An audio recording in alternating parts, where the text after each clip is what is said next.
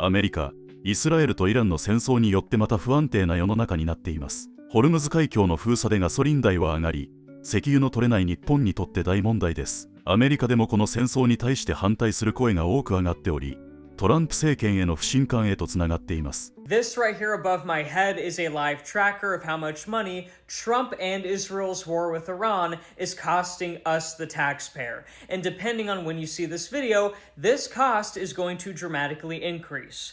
Let's say you see this video tomorrow on March 16th on Monday, as I'm recording this today on Sunday, March 15th. That means over $1 billion is then going to be spent within the time of this video and tomorrow.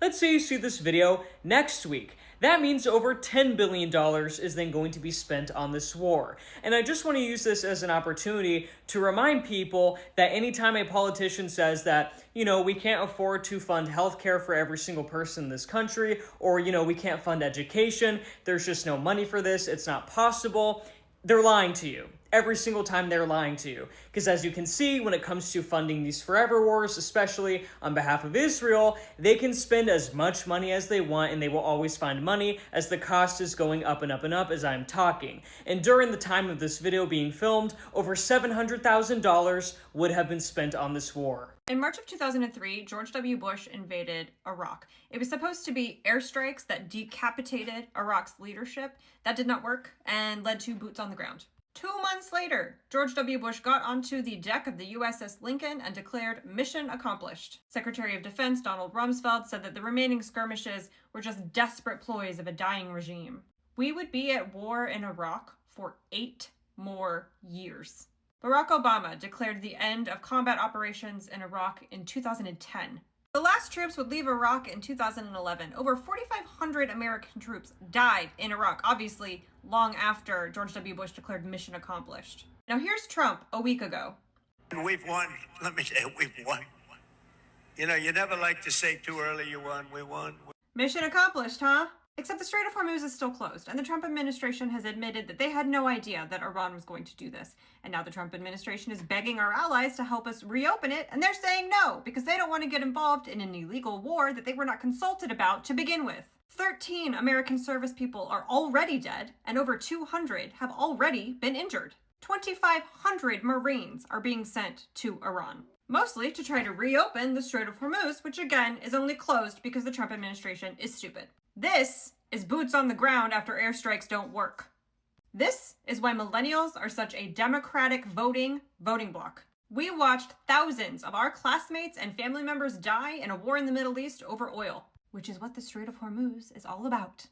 While simultaneously, the Republican Party destroyed the economy and set up a nice new fancy surveillance architecture using brand new digital technology. And this guy's gonna lose Gen Z for the Republican Party for eternity. Donald Trump, I've got one real question for you. Stop the lies and the games. Just today, Iran's new supreme leader sent a deadly clear message. They will take fierce revenge for every single drop of Iranian blood that has been shed. You understand what that means, right? This isn't some empty warning. They mean every single word. But you keep running your mouth about total victory and finishing the mission. It's all just empty talk. This war will never stop if you keep escalating and provoking them. We're getting crushed at the gas pump, our troops are stuck in harm's way, and now Iran's new leader is promising serious retaliation. You're only getting us deeper into a disaster we can't get out of. You don't care about working-class Americans? You don't care about our soldiers. All you care about is your own ego and your own image. And I only care about one thing right now. When are you gonna end this madness and get us out of this war before more innocent lives are lost? I need everyone to wake up and speak up if you feel me. Drop a comment below. Everybody always asks, well, where's the money supposed to come from to help Americans and to fund social programs? Well, turns out it was there the whole time. In just 6 days of war with Iran, the Trump administration has already spent about $11.3 billion, $11.3 billion, less than a week, mind you, of taxpayer money gone on a war that nobody asked for, nobody voted for, one the president specifically, repeatedly said that he was not going to start. And here's the part that I think should really make everybody like stop and think for a second. We are constantly told that there isn't enough money for programs that actually help Americans survive. However, temporary assistance for needy family grants cost about $7.4 billion a year. That's the program that helps the poorest families in the country keep food on the table. The Child Care Development Fund is about $2.4 billion. That helps working parents afford child care so they can actually go to work. The Social Services Block Grant is about $870 million, which funds services for seniors and disabled Americans and vulnerable families. Public health funding through the CDC is about $3.5 billion, and the Health Resources and Services Administration workforce programs are about $1.73 billion. To train doctors and nurses and healthcare workers. Altogether, these programs that support families and childcare and healthcare workers and public health, they cost less than what the United States just spent in under a week on war. Under a week, 6 days. Yet those are the programs that we're told have to be cut or withheld or slashed because of budget concerns.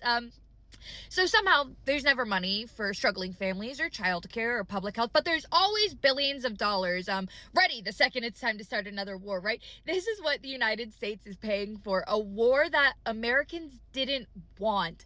Nobody wanted this, and we were told wouldn't happen. What? When you start hearing Donald Trump use the word treason with media companies, you know the man's getting desperate. A man who actually believes that Iran is decimated isn't threatening NATO that they have a very bad future if NATO countries don't come help him. If Iran had actually been decimated, why is an Israeli military spokesperson saying today that they still have thousands of potential targets in Iran and are identifying new targets every single day, and that they will be continuing this campaign for at least through Passover? Trump's own energy secretary, Chris Wright, told Meet the Press today that gas prices could drop below $3 a gallon by summer if the Iran war is over by then. How is Iran still fighting by summer if they're decimated in March? And the U.S. government's telling American citizens to leave Iraq, but it's not secure enough for them to get in there to help them get out. And if they're so decimated, and this is all just fake news, then why are we deploying 2,000 troops from Okinawa aboard the Tripoli, which has F-35 fighter jets and will take 1 to 2 weeks to get there? We don't need Iran's propaganda to tell us that Donald Trump and Washington are lying. We have their own words to show us that they are. 国民に対する支援は渋るのに、戦争となると問答無用で巨額の税金を投じる政府。トランプ大統領は以前、私が大統領だったら戦争は起こさないと言っていましたが、今では自分で戦争を起こしてしまう状態になっています。皆さんはこの戦争をどう思いますか？コメント欄でご意見や感想を聞かせてください。最後までご覧いただきありがとうございました。